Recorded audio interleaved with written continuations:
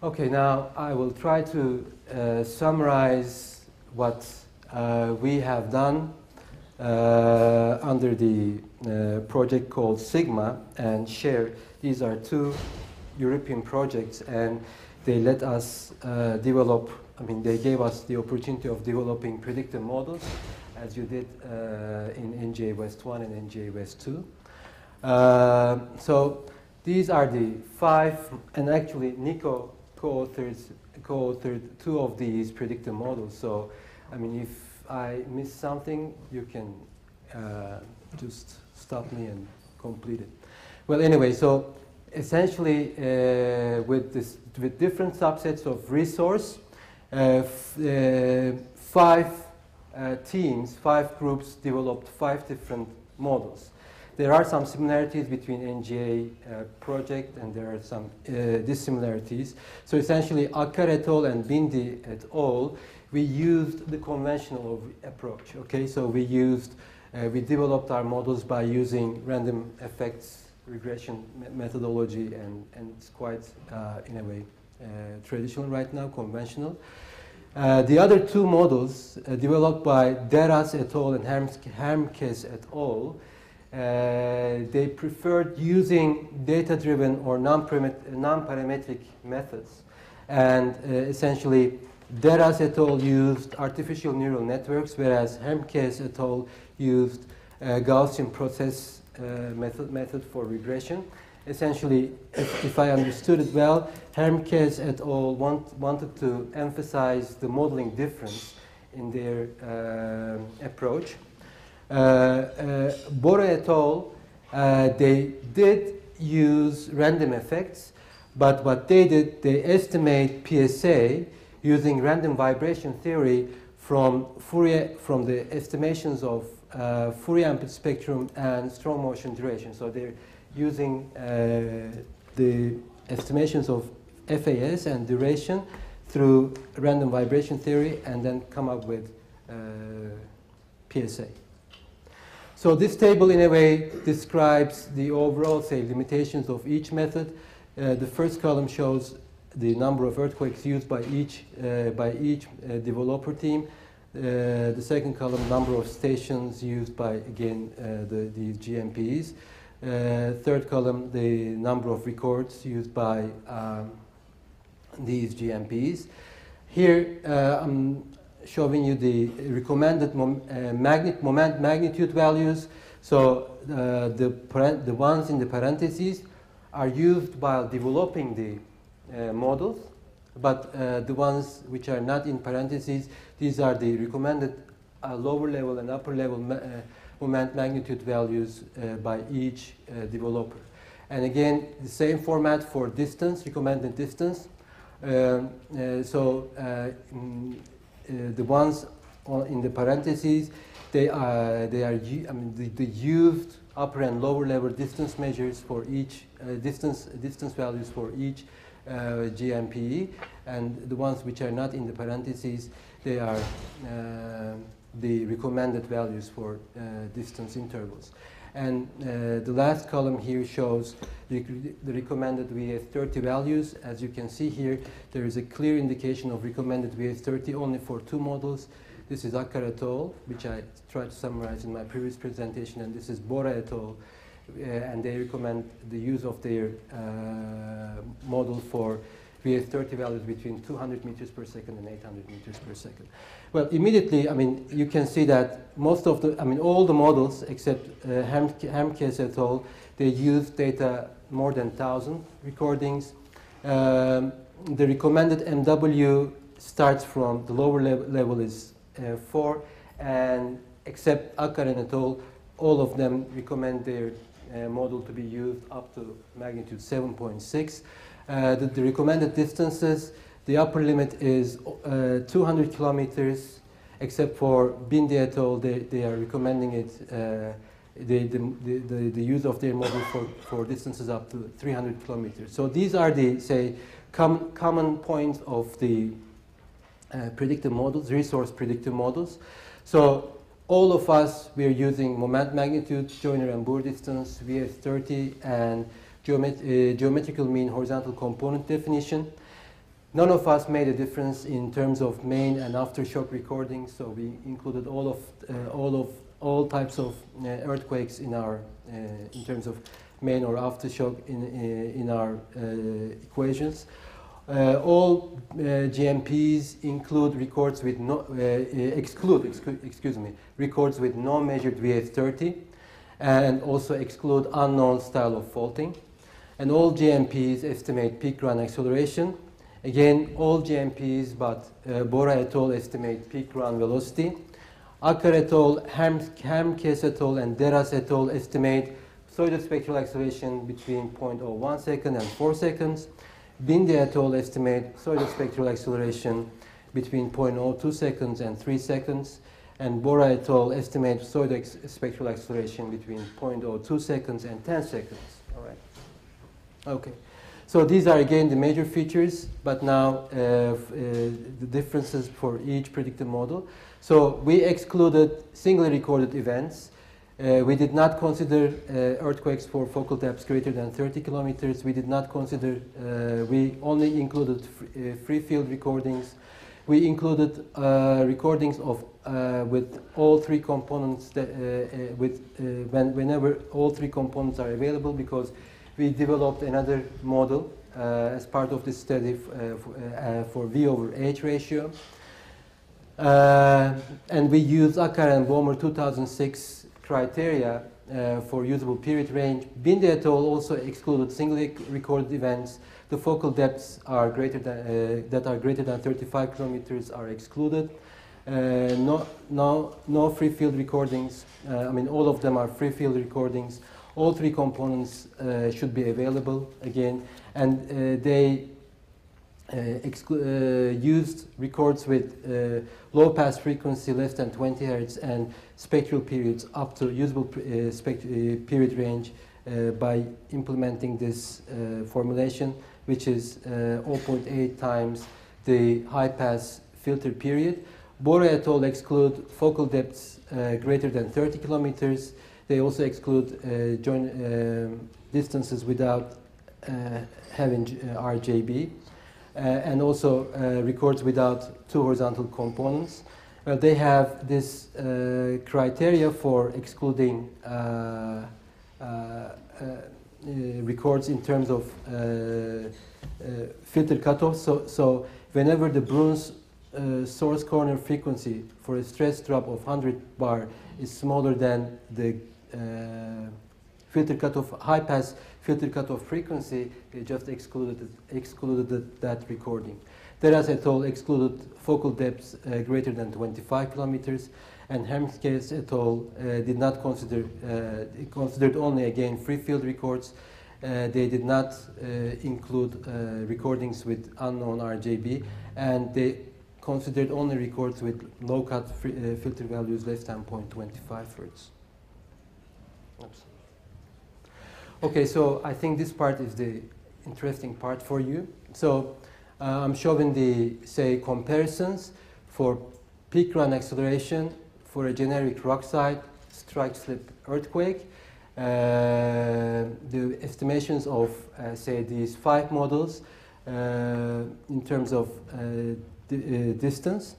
And also, in these comparisons, though it's not very clear here, this curve, the gray dashed curve, shows the behavior of Buren-Atkinson 2008 model. Okay, these are the actually these plots here I'm showing you is from Douglas et al., which is going to be published in the same special issue. All right, so the first column shows the distance-dependent PGA variation for magnitude 5 and 6, and the second column shows the distance-dependent variation of PGA again for magnitude 7 and 8.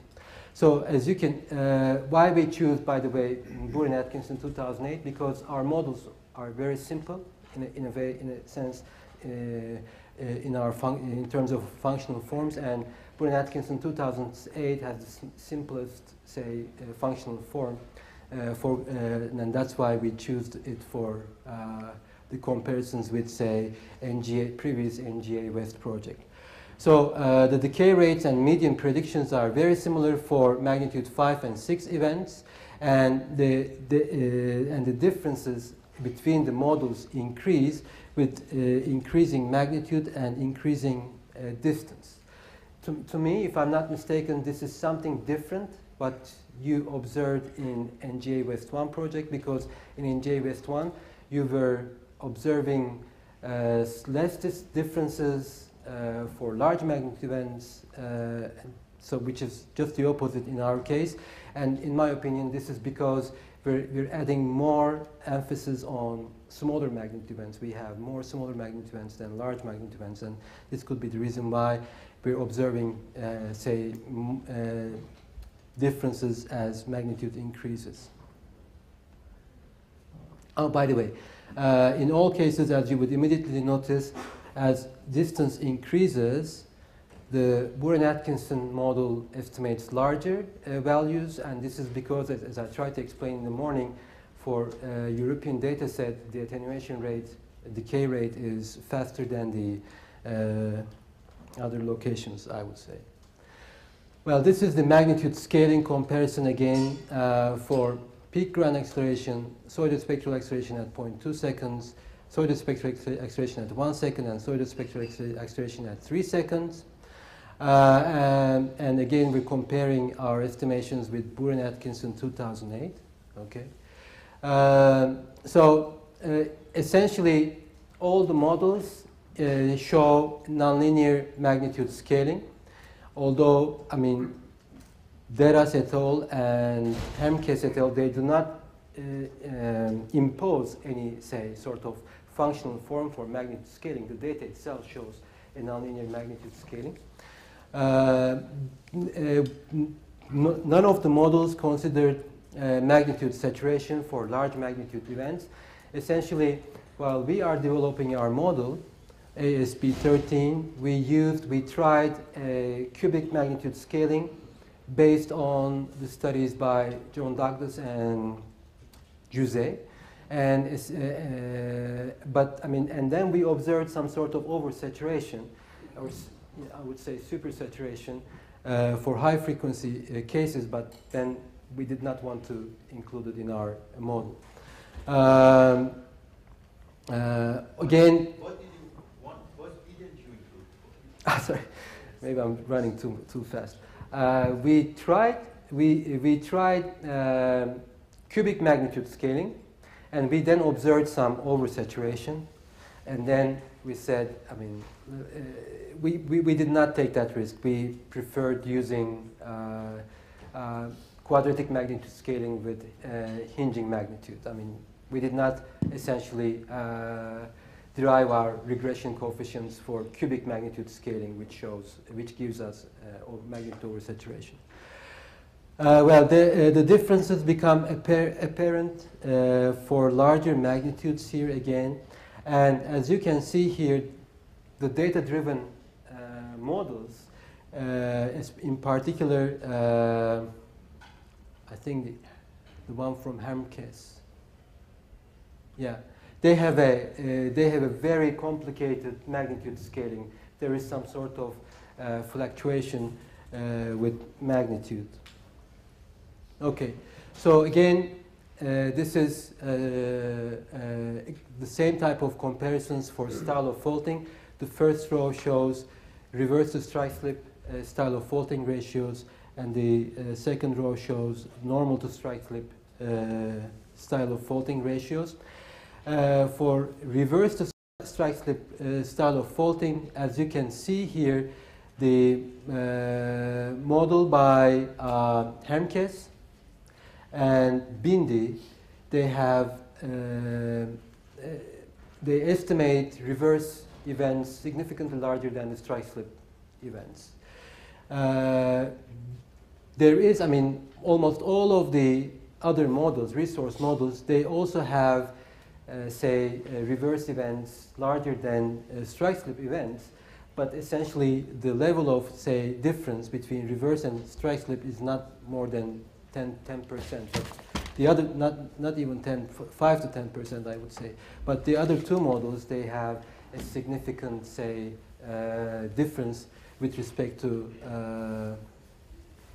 the Akkar et al., Bora et al., and Deras et al. And are those the same data sets? They are, I mean, the resource itself is a huge data bank, but each model developer chooses their own different, subset. exactly, subset. Yeah. For normal to strike slip events, the first thing that you would observe if you make a, I mean, really detailed comparison here, the first thing that you're going to observe is that Hermkes et al. Predict a model, Deras et al. Predict a model yields normal events larger than estimates, normal events larger than reverse events, which is not the conventional wisdom. You would expect just the opposite. This could be attributed to the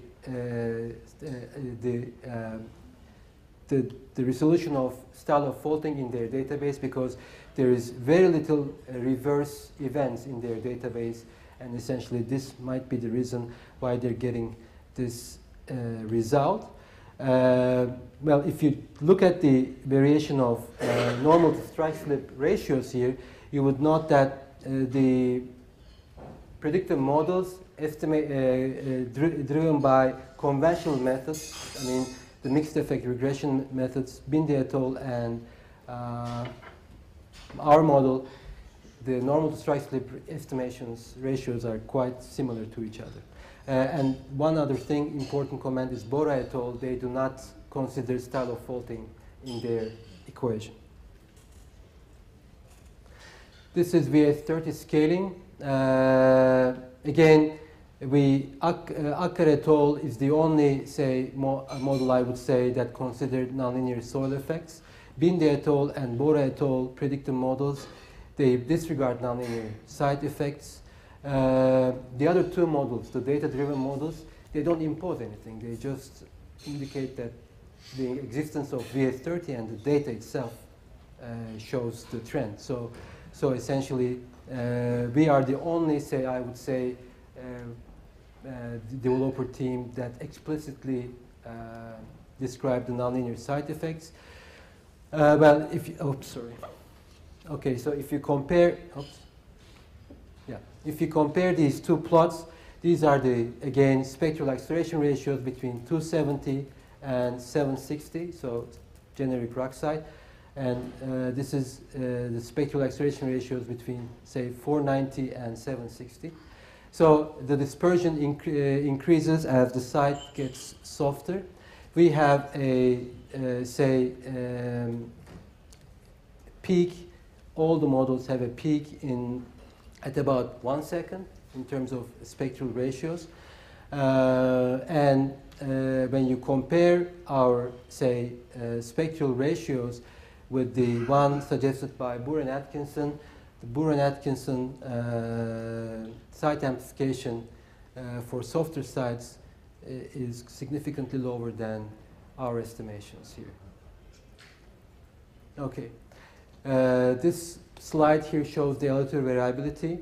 So again, almost all models, firstly, all models are derived magnitude-independent sigma, because we don't have, large magnitude events in resource. Bora et al. Predicts larger sigma with respect to other predictive models, resource predictive models. There seems to be an increase in sigma with increasing period, except our model. But essentially, I would say that the dependence of sigma on period is insignificant, and we still have larger sigma with respect to NGA models. This is the variation of sigma for Burr and Atkinson, and these are the variation of these show the variation of sigma of resource models. Possible explanations for this significant difference could be, the difference between NGA models and resource or European models. High variability in ground motion, as data comes from different countries, so there is no quite a bit of standards in that sense, although we try to compile them and then we try to process them in a uniform way. You're not saying that it's inherent differences. This is in the data collection and processing and that sort of difference?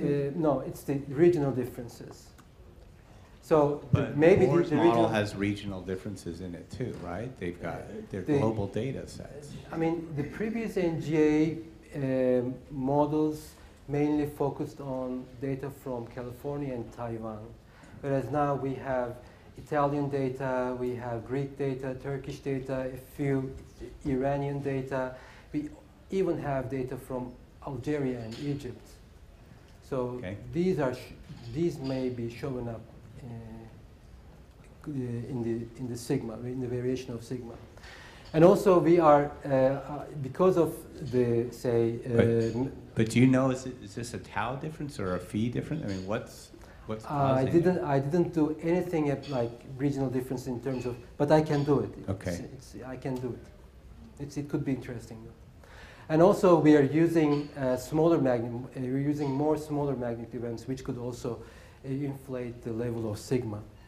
And we are trying hard to improve the data quality here, but we may still have some problems with the metadata information as well, still.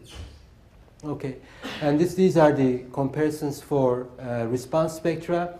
Again, for a generic Rock-site, Joyner and Bour distance 10 kilometers and strike slip events, magnitude 5, 6, 7, and 8. I'm not going to say too much, something different than the previous slides. As magnitude increases, we start observing larger differences in spectral ordinate estimations. In particular, the data-driven methods, GMPEs, they show significant difference with respect to other GMPEs. We are good with, say, Bour and Atkinson 2008 model for this distance range, but when we increase the distance, they will estimate higher spectral ordinates with respect to these European GMPEs. And this is again something in line with the previous slide. Again, response spectrum comparisons. But now this is for soft site and this is for generic Rock-site. VS30 here is 270, whereas VS30 here is 760. Again, as the site gets softer, you start observing larger differences between the models. And again, the data-driven models show some unexpected trends in terms of spectral ordinates, because they do not do any sort of smoothing or nothing. I mean, they just, because of the methodology they're implementing.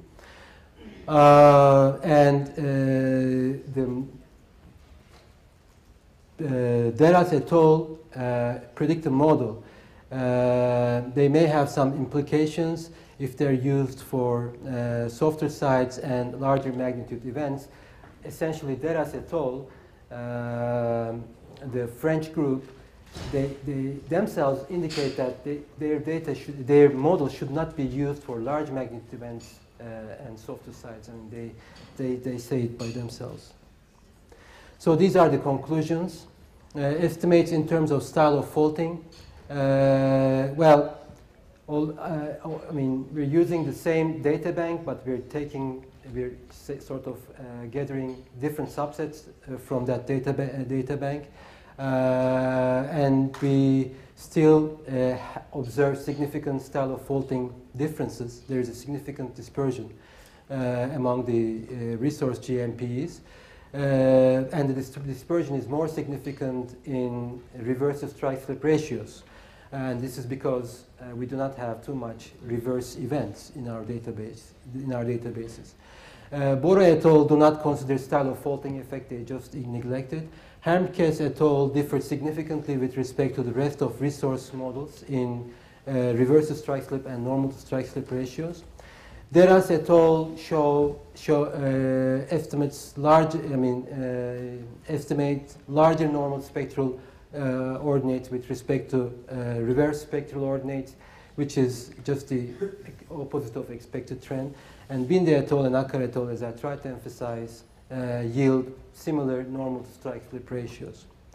And if we compare our normal to strike slip ratios with Boor and Atkinson predictive model, we observe that there is significant difference between Boor and Atkinson and our models. Other important remarks: all resource models yield similar spectral estimates for moderate size events, but the discrepancy between the models increases for larger magnitudes, longer distances, and softer sites. The variations in spectral estimations of resource models are higher than those observed in NJ-West1 GMPs, and the major reasons can be we are using different techniques while developing GMPs. So some of them are using data-driven techniques, some of them are using conventional techniques, some of them are using conventional techniques but estimate spectral acceleration from different tools.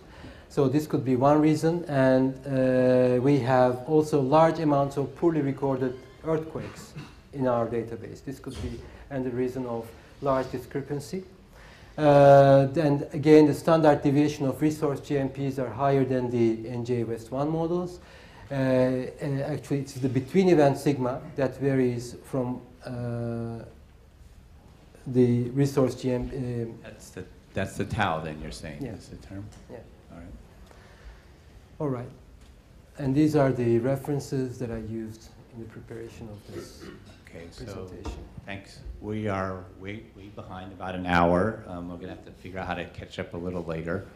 But let's get through some discussions with our responses before lunch, or questions for Sinan.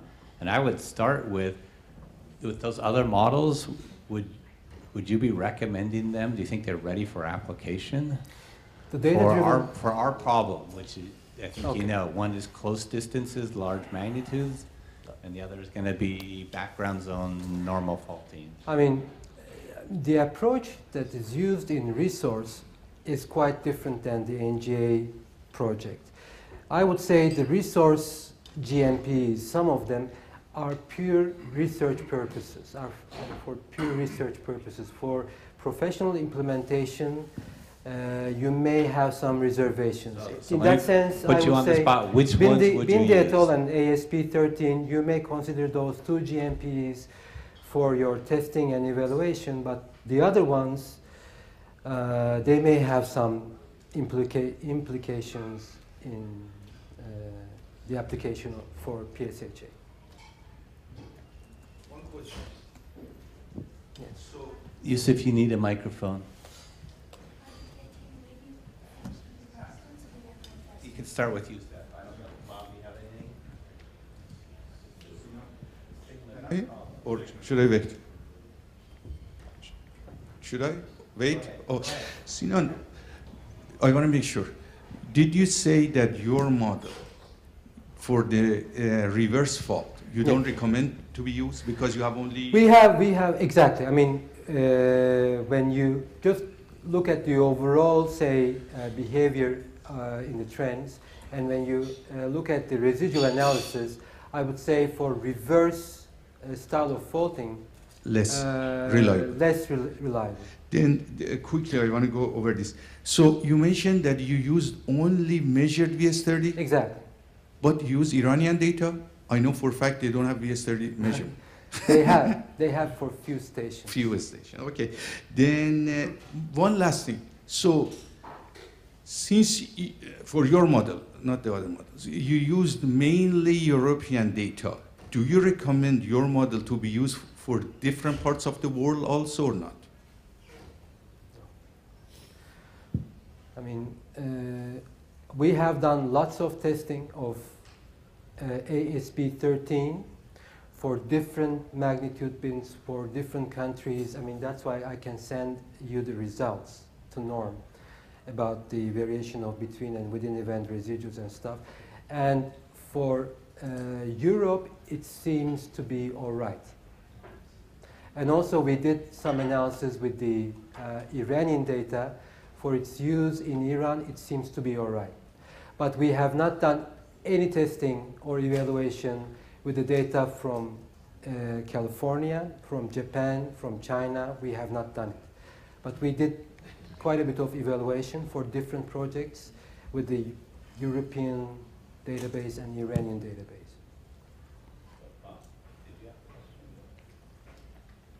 I think we need to understand why sigma is higher, and so it would be good to see whether it's tau, whether it's phi, whether it's tau from a lot of events that are poorly recorded, or to understand where it's coming from. All right. I mean, this is my first experience such a project, so I don't know too. I mean, I was in Pegasus, but not in this level.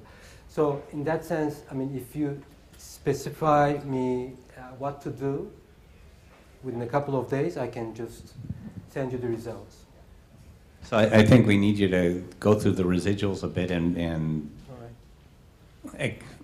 we need to understand how the standard deviations got so large, because that's really the fundamental part of your model that makes it jump out from the others. Okay. So in terms of, for example, country-based, we did that between event residuals. I mean, that information is ready. I only have to go back and then send you the plots. And the other things, for example, I don't know. There may be phi and tau and in a few distance bins for All right. those. I have also that kind and of that kind of information. a part in is in Bob's and magnitude bins, so we can start. Okay. Well versus poorly recorded. And also I can send you possibly- the number of recordings for each earthquake and stuff like that. Yeah. So detailed database. Yeah, to understand whether because for instance, in our model, we estimated tau only from events only for earthquakes that had recordings of at least 5 events. I mean, 5 recordings per event. Actually, I can say, I mean, Carola has already have the, you have the paper from John Douglas. The table that I presented here, it's a summary of his paper, some from his paper, with some, you can distribute. Yeah, within the project, all the material can be distributed. So, Bob, you can have a look at this overview. Answers to those questions in that paper. This is John Stewart. On the issue of phi, we've looked at 2 earthquakes in the past from Europe, one in Italy, L'Aquila, one from Greece. L'Aquila was 6.4, Greece was 6.5 in 2008. And the phis in those earthquakes are not really different than NGA phis. All right. Right, so we've seen the same thing that you see, these high sigmas with a broad catalog, the work with Scacera. But when we look at particular earthquakes that are well recorded, relatively modern instruments, and there's a finite fault model, and all those sorts of things are in place, then we see much smaller phis that seem to be in line. So you mean you suggest like those poorly recorded events inflate the sigma? Is it your suggestion? could be. Could be. Yeah. I mean, I can't get tau from that, right? These are just 2 earthquakes. But I think it's insightful that when you have high quality information, it does seem like Exactly. I mean, that kind of analysis, I can do them quickly because I have all that material. So the only thing is just sorting the data in different forms.